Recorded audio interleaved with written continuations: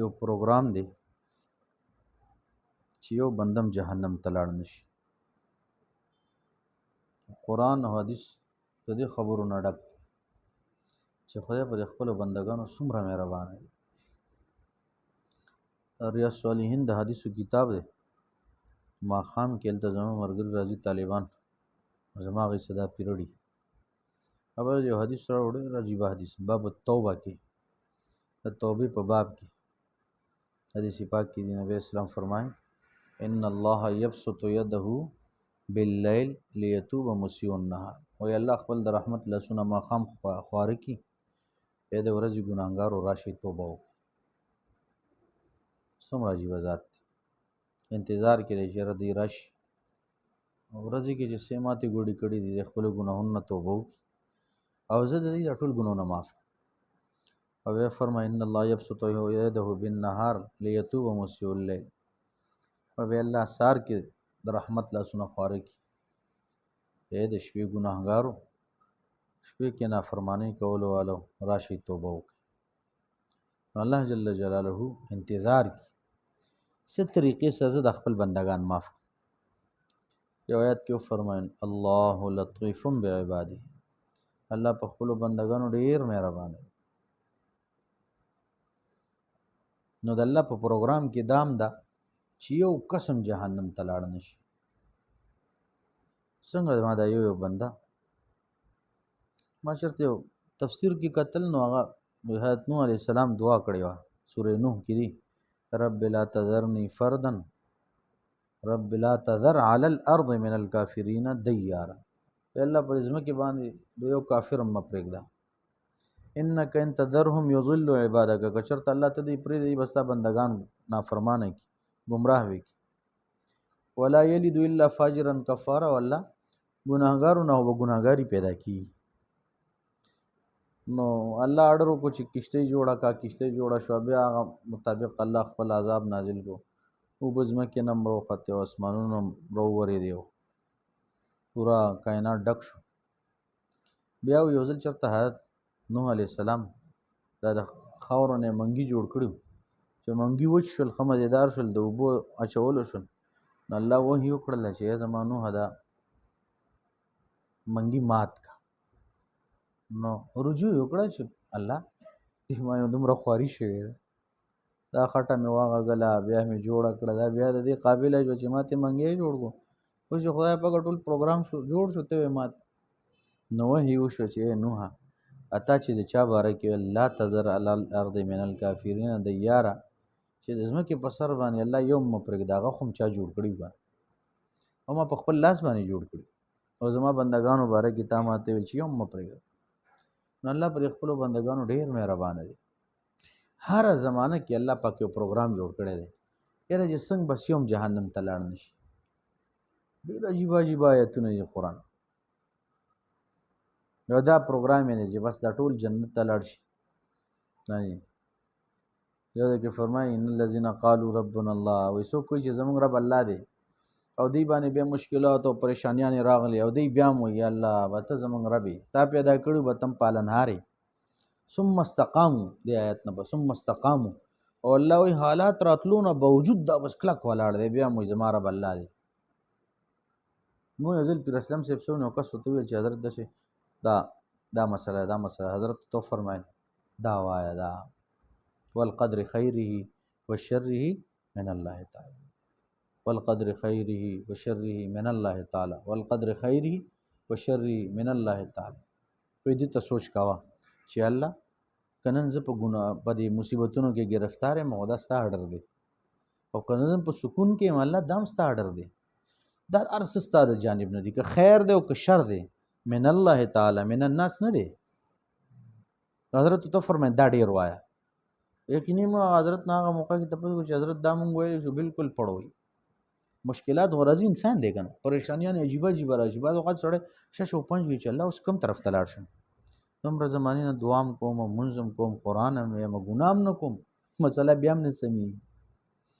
نو بیا دا چې مونږ وایو ایمان مفصل کې یقیني موږ له ډېره فایده راکړي. والقدر خیر یو څو ځل چې وایو به زړه مطمئنه شي چې الله چې د سدي ستا د جانب نه دي، نو موږ یو ولې مشک و شکایت او ته حکیم یې که نه. نو وایي چې کوم خلک وایي چې زمونږ رب الله دی، هر حال کې بس زمونږ رب الله دی، یار بس الله پیدا کړی الله به مې دی. یو آیات بل راته وښودو، خو هغه آیات ته موږ له ډېره فایده راغله، په الله یقین وکړه. دویمې سپارې آیات دی، عسا ان تکرهوا شیئا وهو خیر لکم. وایي کیدای شي یو شی ته نه خوښې الله وایي وهو خیر لکم، هغې کې ستا دپاره خیر بهتري. بعض اوقات کې کنه سړی و چې نه نه نه نه چې داسې شوی وي، نو الله وایي کیدای شي چې یو شی ته نه خوښې او ستا دپاره هغه وهو خیر لکم، هغې کې ستا دپاره بهتري. وعسا ان تحبوا شیئا وهو شر لکم، او کیدای شي چې یو شی ته خوښې هغې کې ستا دپاره شر وي. والله یعلم وانتم لا تعلمون. الله وایي زه پوهېږم تاسو نه پوهېږئ. حضرت ویل چې دا آیات وایه، دا مې ویلو ډېره فایده به کېده چې الله بس زه خو دې خوا مې زړه دی چې دلته لاړ شم، خو کیدای شي چې ستا د جانب نه دا اډر دی الله د خیر. نو دې د وجې قرآن کې هم دي چې څوک هم چې زمونږ رب الله دی، بیا ښه مضبوطي په دې خبره باندې. الله فرمایي تتنزل علیهم الملائکه، مرګ په وخت کې به خصوصا فرشتې راشي دې دپاره، او دې ته وایي الله تخافوا مه یریږه ولا تحزنوا مه غم مه کوه، وابشروا بالجنة التي كنتم توعدون، او د جنت خوشخبری به ورکړي. او دې رکوع اخره کې الله فرمایي نزلا من غفور الرحیم، دا چې څومره میلمستیا ده وایي دا د غفور الرحیم د ذات د طرف نه ده. نو الله جل جلاله پر خپلو بندګانو ډېر مهربانه دی، او الله نه غواړي چې دا یو بندم چېرته جهنم ته لاړ شي. یار نن وره دنیا کې مور نه غواړي، مور پریشانې خپل زوی دپاره. زموږ علاقه کې یو ماشوم دی، دا زما خیال 18 سال وبی 19 کور نه روزي مستانه دی، کله پرتوګ نه کله څه کله څه، امور ونوي په شان دی ورپسې ګرځي. دا منې کله زما نظر شي چې الله دا تاسو عجیبه ذات دی. مور په زړه کې څومره بېچینې، شپې 12 بجې راوتی و، مور لپټه چپلې نه وي، دا منې سړک کېدلې ونو منډې والې چې دا چېرته لاړو. بیا الله دې خپل بندګانو سره څومره مینه کوي، یار مهربانه دی پر خپلو بندګانو. هره زمانه کې کله کتابي شکل کې خپل د طرف نه احکامات نازل کړي چې زما دا بندګان په دې احکاماتو به راشي، نو زه به دې جهنم نه بچ کړم. کله انساني شکل کې حضرت انبیاء علیه السلام راولېږل، او دا ټول معاملات الله د دې بندګانو د بهترۍ دپاره وکړل چې څه طریقې سره دی ما سره تعلق جوړ شي، ما سره وابسته شي، ما سره محبت شي، زما سره عشق شي. خواجہ مجذوب الحسن سے فرمائل کنا ہر تمنا دل سے رخصت ہو گئی، اب تو آجا اب تو خلوت ہو گئی. الله اوس خو بڑا ټولې تمناګانې پیدا دا یو نوکرو سرکاري ملازم بیا چې فارغ شو ریټایرمنټ وشو نو بیا په ځای ګرځېدو. دې چکرو کې چېرته داسې څوک راته میلاو شي چې اوس د الله مینه نصیب شي، چېرته د الله والا نظر پې ولګېدو، زړه دنیا یې بدله شوه. بس بیا به ناستو نو بیا دا شعر به هر تمنا دل سے رخصت ہو گئی، اب تو آجا اب تو خلوت ہو گئی. الله بس ټولې تمناګانې ختم شوې، اوس خو زما د زړه ته راشه. ایک تم سے کیا محبت ہو گئی، ساری دنیا ہی سے نفرت ہو گئی. الله تاسو هم څه محبت جو ټوله دنیا را باندې بدلوي.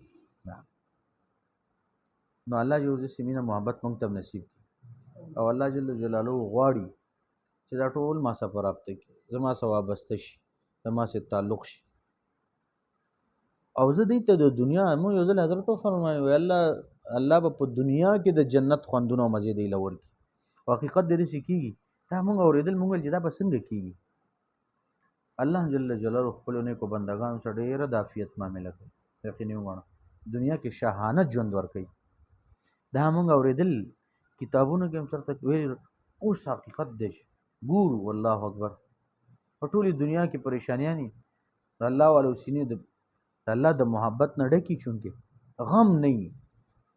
موږ چېرته پریشانه داسې الحمدلله سمه داسې پریشانه شوي نه یو استاد رزق پریشانی ده، دا پریشانی نه موږ رزق پریشانی واړو پریشانی نه ده. الحمدلله داسې سکون نصیب شي الله جل جلاله مهرباني. نو الله وقتاً فوقتاً داسې یو پروګرام چلی چې دا بندگان ځان سره الله جوړاو ساتي. الله وایي دا مانه جدا نشي. دا زموږ مدرسه کې پروګرام و، زموږ د خار شیخ الحدیث شیخ طاهر عابد صاحب دامت برکاتهم دعا وکړه. دعا کې اخره کې ویلي الله موږ د خپله دره جدا نه کړي. خدای چې ستا د در نه هم څوک خالي پاسېد هغې ته به بل څه کوم ځای کې میلاو شي. څوک د الله د در نه خالي پاسېدل بل داسې څوک دی هر هغه به د دې به ضرورت پوره کړي، د دې حاجت به پوره کړي، دې ته به سکون ورکړي.